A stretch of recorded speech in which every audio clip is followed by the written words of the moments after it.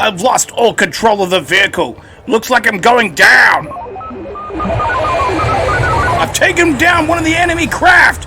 It's going down, but it's taking out my engines. I can't get clear. I'm going down.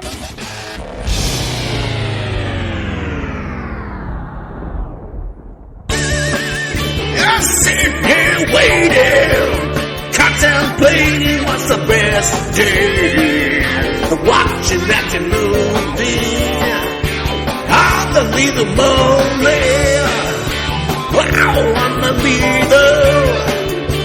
Wow, I'm a leader. Oh, I'm a leader. Mullet. G'day folks, how you going? Adam O'Brien here for Lethal Mullet Podcast, the one, the only Lethal Mullet, where we celebrate 80s action cinema and of course all pop culture from the era and much, much more.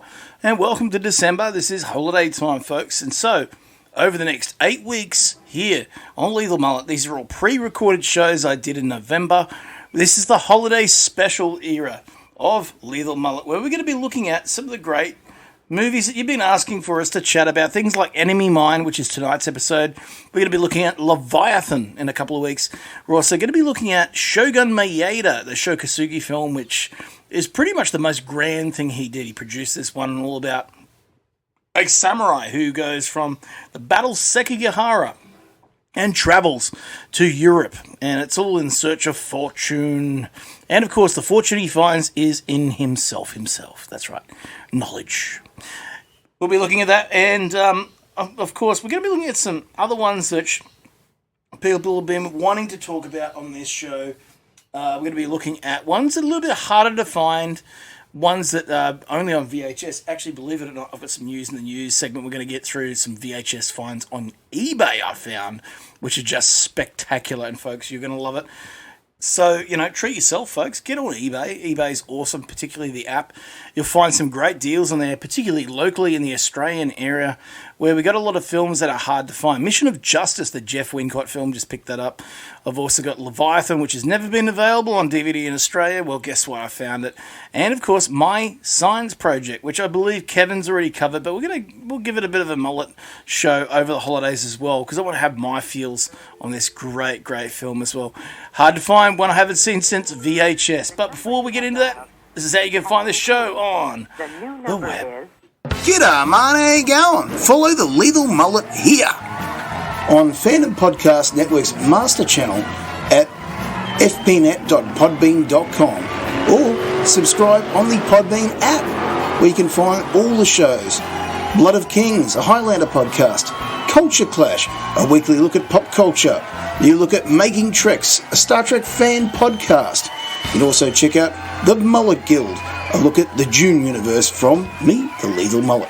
You can also check out this show and all the others like What a Piece of Junk, a Star Wars podcast, Type 40, a Doctor Who podcast, Good Evening, an Alfred Hitchcock podcast, and much, much more.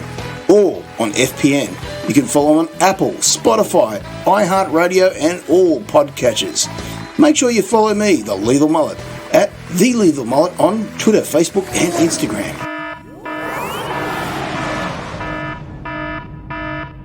Now it's time for the latest action news from the cinema and martial arts movies and more, all here on the Lethal Mullet Podcast.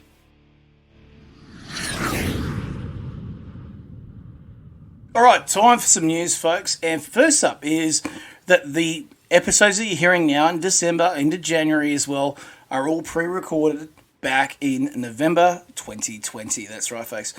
I am currently on holidays, if you're listening to this now, and chilling back, relaxing, and also in the peak period, of course, of my work career, as well as we're in retail, we are in the busiest part of the year. So, to enjoy your holidays, I've given you a stack of movies that we're going to be looking at here on Lethal Mullet, which I just think are fantastic. We'll also be splicing that in there with some of the episodes I've done with, of course, Lee Fillingsness, and of course Kevin Reitzel, and of course Kyle Wagner, when I can get a hold of them. They're in the busiest parts of their careers right now as we speak as well. Always is, isn't it?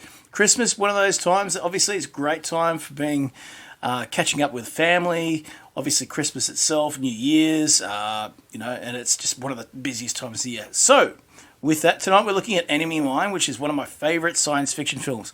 To be honest, folks, I put that up there higher than Star Wars. It is a real feel-good film. From the outset, this is a film Wolfgang Petersen put together based off a short story that is just amazing, beautiful story.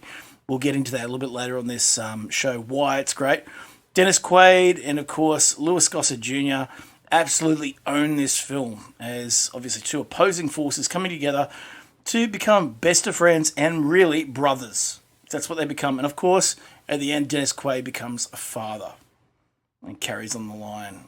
And it really is an amazing film. It feels good. Every time I watch it, it's like watching it for the first time. And, of course, the added bonus of having Brian James at the end of it. It's got some great production design and just the culture that we see. The Drac culture is just amazing. So it's about culture. It's about sharing culture. And, of course, living in a world together for the benefit of survival. And we'll get into that very, very soon. It's just a beautiful film. I think that more people need to have seen it. I hadn't seen it since VHS until about a year or two ago when it came out on DVD and Blu-ray here in Australia through Umbrella DVD, which is just a great distributor, producer of DVDs, etc. But I tell you what, this week, folks, I picked up, and this is the news for you, I picked up the amazing original VHS rental edition of said film. And it's got the amazing cover on it. I'm looking at it right now. Dennis Quaid screaming, and you got the Louis Gossett in the corner.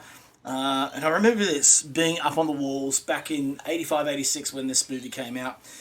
In the science fiction section of Blockbuster Video. Yes, it was an Australian edition of Blockbuster. Wasn't anything tied to the original one. And I always saw this, not so much the VHS itself, but what I saw was the trailer was always on CBS Fox home video stuff. I saw it on the Star Wars releases, re-releases. I saw it a lot of the Fox stuff that we had coming out, Aliens and stuff like that. It was always on there. Great film, just really well put together, and obviously it's a studio film put together in the studio over in Europe. It's just an amazing film, folks. We'll get into it, why it's so good very, very soon.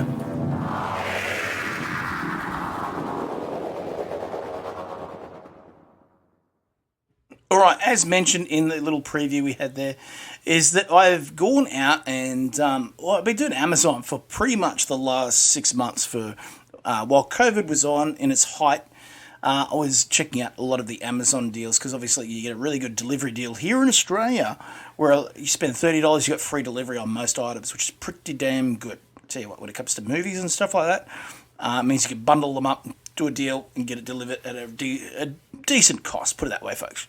But I tell you what, eBay's got some better deals, and that's what I've been getting. So, apart from the Enemy Mine experience that I've had on VHS, which is wow. Let's just put it this way, folks. This is not an ex-rental. This is one that was probably bought in the right time. It came out in 1986 here in Australia. So we got that. But I picked up some very, very hard to find films. On DVD here in Australia, very hard to find, Steel Dawn, the Patrick Swayze film, where he goes full ninja. And of course, his master in that one is none other than the American Ninja Sensei, or Shinobi Sensei. And you've also got Anthony Zerbe. You've also got Brian James, believe it or not, in that one, and Arnold Vosloo. That's a great little film, and we will be putting that on the holiday shop as well, along with Jeff Wincott and Bridget Nielsen in the amazing Mission of Justice, folks, directed by Steve Barnett. That is one of those great films that introduced us into the double sticks, eskrima style of fighting. The sticks has always been good. Kali, all that sort of stuff from the Philippines. That sort of injected into a lot of stuff since The Perfect Weapon in the early 90s with Jeff Spigman. So the other Jeff is from Canada, obviously. He's a Taekwondo expert who was in Martial Law 2 and that series of films. Great. He always was great. It was particularly working alongside Cynthia Rothrock. We're going to talk about that one. It's a great little film. Always loved it. The other one is Leviathan. Now, this is a Peter Weller film, which shot on the heels, of course, of films like The Abyss and Deep Star 6. This is, to me, the better of those films because it's shorter, faster, has a bit more of an Aliens feel. Plus, it also has these bitching absolute amazing flamethrowers in it too, which kind of reminiscent of what they used in are those foam throwers, I suppose you call them, in Ghostbusters 2. So you also got, along with that, Shogun Maeda, which is going to be the big show of December, folks. This is a bit of a labour of love, this one, because it's beautiful. The adventure of a lifetime, the clash of two cultures, the triumph of one man, Shogun Maeda. Starring Shokasugi, David Essex, Polly Walker, Christopher Lee, Toshiro Mifune, and John Rhys Davies. That's a hell of a cast. Obviously, Shokasugi from Pray for Death and Black Eagle, David Essex from Stardust, Polly Walker from Enchanted April, and of course Rome, folks. Lots of shows like that. Ronald Pickup from The Fourth Protocol, Toshiro Mifune, well, you know what he's from, folks. Norman Lloyd from Dead Poets Society, and of course, the ever-present at the time, Christopher Lee. Set in the 17th century, as a samurai who would set the standard for the ages, as it says in the blurb. It was an age when the might of a sword, the honour of a man, and the beauty of a woman could shift the destiny of nations. And it goes on to tell you in the blurb that the 17th century in Japan, there was a samurai that would set the standard. His name was Maeda.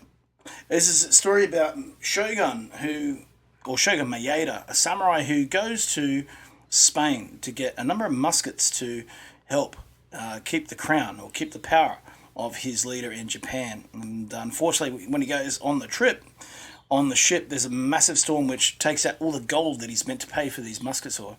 And of course, through that, he then has to battle his way back to honour and, of course, Japan. It's a great film which I have not had the pleasure of seeing since VHS. There's no DVD release of it here in Australia, never has been. So I'm actually watching it tonight after this broadcast, so I can't wait and just experience again. It always was a lot of fun. And I like the period. The 17th century is interesting. There's still a lot of sword fighting going on as firearms come to it. So it's an interesting time for technologies, different cultures sort of meeting, all that sort of stuff. There's so much there. The Shogun Maeda film itself, Shokasugi produced. And it stars Kane Kasugi as well. And of course, we all know Kane Kasugi now is a well-to-do action star of his own. So we'll be checking that out as well. The other thing I'm rewatching currently is The Amazing Expanse. So we may look at a season 5 look at somewhere down the line on FPN. Maybe not on Lethal, but somewhere along the lines to experience and look after the series that, to be honest, I think is far better than anything Star Trek or Star Wars are producing right now. Alrighty, mate. Time to go down to the pub for a pint, chat, action movies and more. Here on the Lethal Mullet podcast.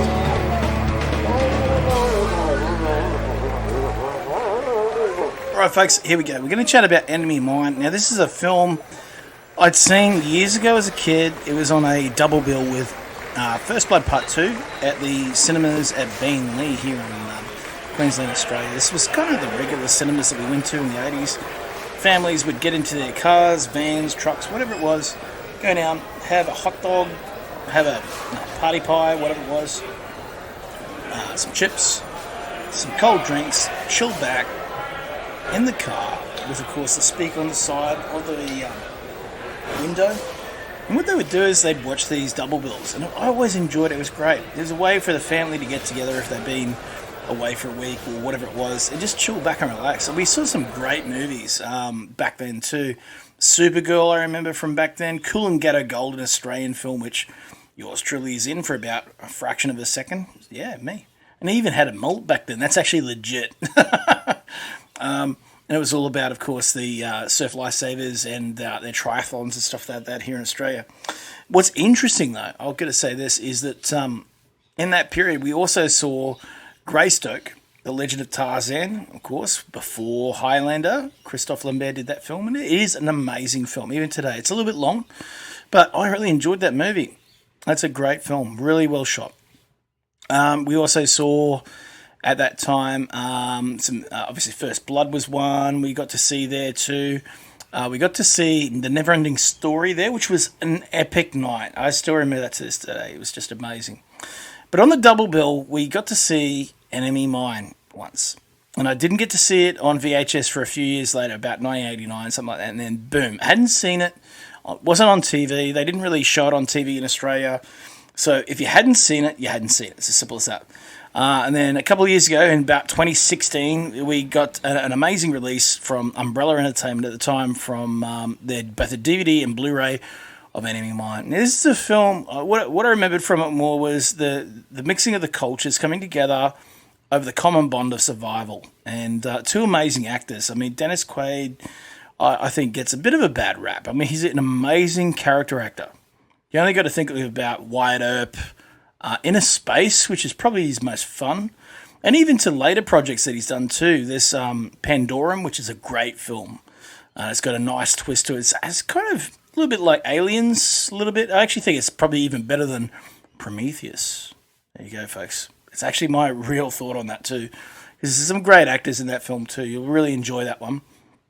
And I think what is great about Enemy Mine is it hasn't dated. I don't think it has. Like, to me, it's a film where it's got so much good production design. And it's got such a great theme of bringing people together over a common cause of survival and just stopping slavery and stuff like that, which is obviously what we see at the end of the film too. You got the late Brian James in it too, which we'll talk about soon. I mean, it's just a beautiful film. It really is. And you get a bit of hot doggy action, with these starfighters, which are pretty much, they look like big planes. I mean, it's done more in the style, I think, of World War II. There was a World War II film years ago with, I'm pretty sure it was Mifune was in it, and it was about, obviously, two soldiers, a US soldier and a Japanese soldier on one of the Pacific Islands who was still going at it, basically, with no other army there. There was none of their own forces stuck on the one island. I have to look up the actual release, but it was one I watched on late night TV once.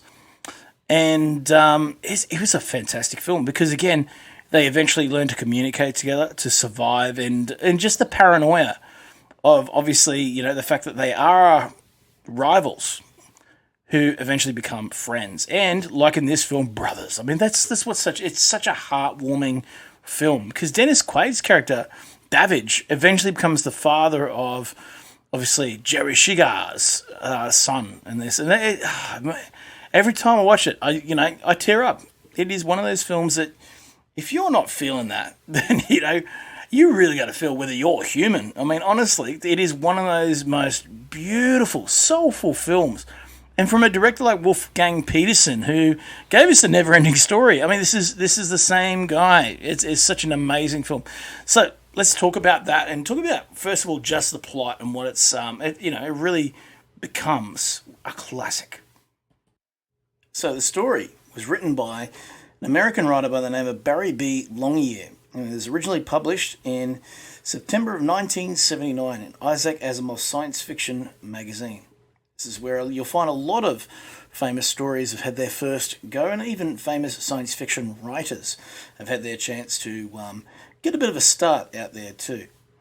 The longer novel form was then published, and this is what the movie is actually based upon. Of course, it also appears in Longyear's The Enemy Papers in 1998 as well. And of course, this is called a different cut. This is like a director's cut. It was called the author's cut. The story is a classic story, obviously, and one that is very, very simple at its main part. Willis Davidge, who is played by, of course, Dennis Quaid, is human fighter pilot or star pilot. The plot is a very simple plot. It is about a human starfighter pilot by the name of Willis Davidge, who is in a battle and gets shot down over a planet where he gets stranded. And his co-pilot gets killed in the battle. And then he's stranded along with a Drac by the name of Jeriba Shigan. And they're on this hostile planet where pretty much everything around them could kill them. And they have to work together. Davidge and Jeriba Shigan, whom Davidge nicknames Jerry, they attempt to kill one another, but in a classic tale of survival, realise they have to cooperate before anything else can kill them on that planet, such a hostile place, and that's the key to their survival. And through that becomes this really amazing friendship, a friendship that definitely changes Davidge and Jeriba's outlook on their own enemies, which become their friends in the way that the cultures are mixed, and you really start to see this friendship change everything, their perspective, and of course how they feel about the world around them. One important part of the story is the Dracs themselves are a race of aliens that are reptilian in appearance. So in some ways they're sort of along the lines of the race that we see in V in some ways. But they're reptilian that reproduce asexually. So they basically incubate their own offspring inside and then pass those on. And this is part of the story, part of the learning the Drac culture is what changes Davich from somebody that just basically toes the line and believes in what is prescribed by his military, to one who becomes a true human, but one that cares enough to be a father figure, mentor to the son, of course, of Jerry Shigan. All right, let's have a look at the production. This movie was made in 1985, directed by Wolfgang Petersen, amazing director, visionary, who would go on to bring us Troy and many other films. Produced by Stanley O'Toole and Stephen Friedman. Screenplay was done by Edward Kamara and based on, obviously, Barry B. Longyear's novel. Starring both Dennis Quaid and Louis Gossett Jr. The music was also by Maurice Jarre and edited by Haynes Nickel. And it's by Kings Road Entertainment and SLM Production Group. Distributed, though, by, of course, 20th Century Fox. This is why you would have seen it on a lot of the trailers that went out along with other films in 1984 and 85 on VHS. The budget of the film was around $29 million. The box office only made about half of that back, $12.3 million. So it's interesting. It began production in Budapest in 1984 under a different director, Richard Loncraine, who end up having differences, creative differences, as they say in some of the notes here, with the producer, Stephen Friedman, and some of the others at 20th Century Fox.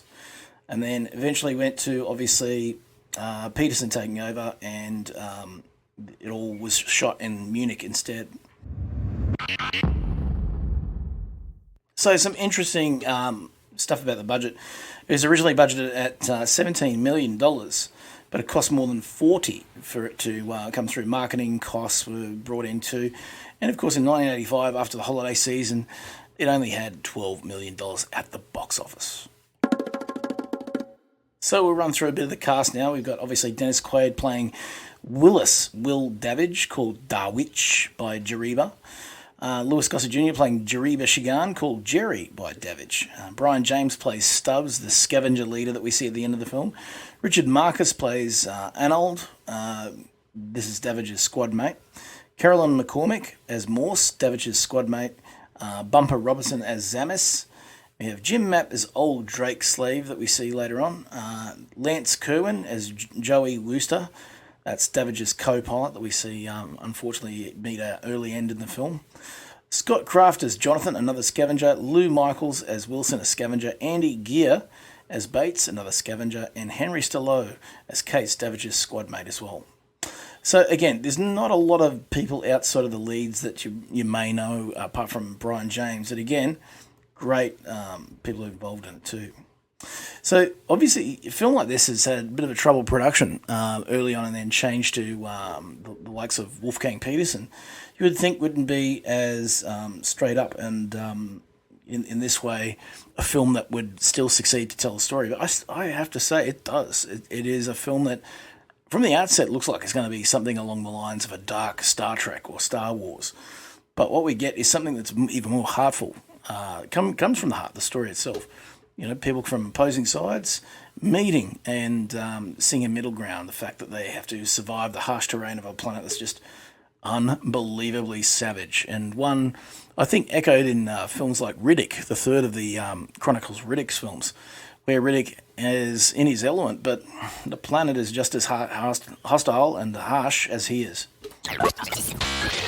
So the shoot with Richard Loncraine was one that was done, obviously, in early 1984.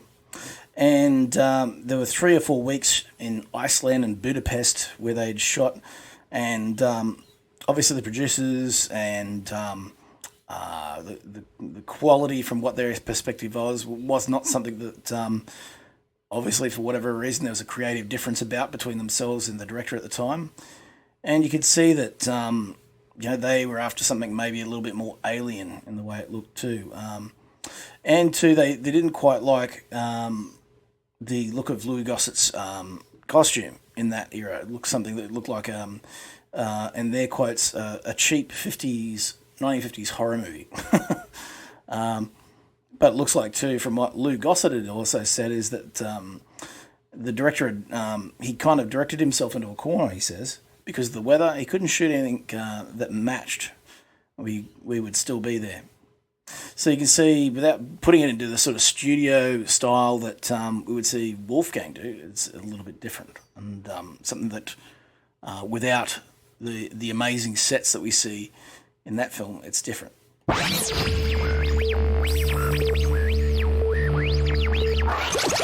What is now interesting too is the fact that they had a director who wasn't a fan of science fiction. So Wolfgang Petersen, who is quoted as saying he's not a fan of Star Wars science fiction, and he thought he would actually hate Enemy Mine. But obviously there was much more to it, to the script. But he was already doing production on another famous film, The Neverending Story. So I think that's what sort of held up and got him a chance to prepare this film a bit more. So they didn't do the location-style sets that Lon Crane was putting together out in Iceland and vice versa. Instead, they opted to do a little bit more on the lines of moving the production to a studio space and making up large sets that way. They got everything from a man-made lake, vice versa, all these amazing sets that you obviously know very well now. But also, Lou Gossett's Drac makeup and design was redone and to the suit that you see today. And I still think has influenced the design of some of the 1990s Deep Space Nine and even Star Trek The Next Generation alien characters too, because it's so well done. But you can imagine that would have cost them a lot of money to do, to go from the original director, Richard Lon Crane, to a different visionary who obviously wanted to change it up and give it a different look altogether. And it is an extremely, I think, well put together design and look because it holds up. I don't know how many times I've watched that movie, and each time even if I see it on TV, I have to sit through and watch it all. Even the design down to the fighters that we see at the start kind of look like they're just planes in some way, but the design resonates because you know straight away what they are, and compared to the Drac fighters, which look far more alien and different too. Now let's get into the actual film itself. Some of the great scenes that I love are the confrontations. The first one, obviously, where we see Davich shot down and in the middle of his time trying to find out how to get off the planet. Obviously, he's lost his co-pilot. And actually, I must say, I do like the little battle before we land on the hostile planet, which is pretty damn cool. It's a little bit more realistic than your Star Wars and Star Treks and stuff like that, and had that not quite Top Gun vibe, but almost. Great little scene. But when we do see both ships crash land, the sets on these, the crash and obviously the miniatures that were done for it, are absolutely gobsmackingly beautiful. They look fantastic. But those are the great scenes. The sort of the first few interactions with Jariba or Jerry and of course Davich are just gold. And then straight away you can tell they don't want to be really hostile to each other. They're both frightened. They're both wanting to get off the planet as best they can. But at the same time, neither wants to kill the other. And that's what I really love about this. Straight away you already know that there's going to be an underlying friendship in future too. But again, it's breaking down the protocol, breaking down all the myths and misconceptions between two enemies and finding common ground, survival. Now, this planet's alive. It's a hostile planet with obviously lots of crazy, weird characters. There's even very much a Star Wars-like pit of Carcoon, like a Sarlacc creature in this too, which I actually think is a bit scarier. It's a sort of a hostile thing that you see in a lot of fantasy. Dungeons and Dragons has got plenty of it too there, folks. But it's really well put together in that way too. Then some of the other scenes are after Jerry is able to take Davidge hostage. And Davidge is starting to say, well, look, we can't just stay here. We need to make a shelter because of the asteroids, the meteors that keep flying down on the ground are going to eventually hurt. And it's just some of that. It's the great stuff, like putting the hut together and how Jerry's learning the language. There's that sort of interaction between the two of them, which is just gold. It's not just for the comedy; it's also the heartfeltness that Jerry's already decided that this is his pal. There's no getting around it. They get along, and I think it's again when they start chatting about religion and even the Mickey Mouse quotes too that we get to see, and how Jerry at one stage thinks Mickey Mouse is God. It's quite well put together. Great little scenes, and again, makes the sort of the real world come back together too. There's some great Credence stuff in there too.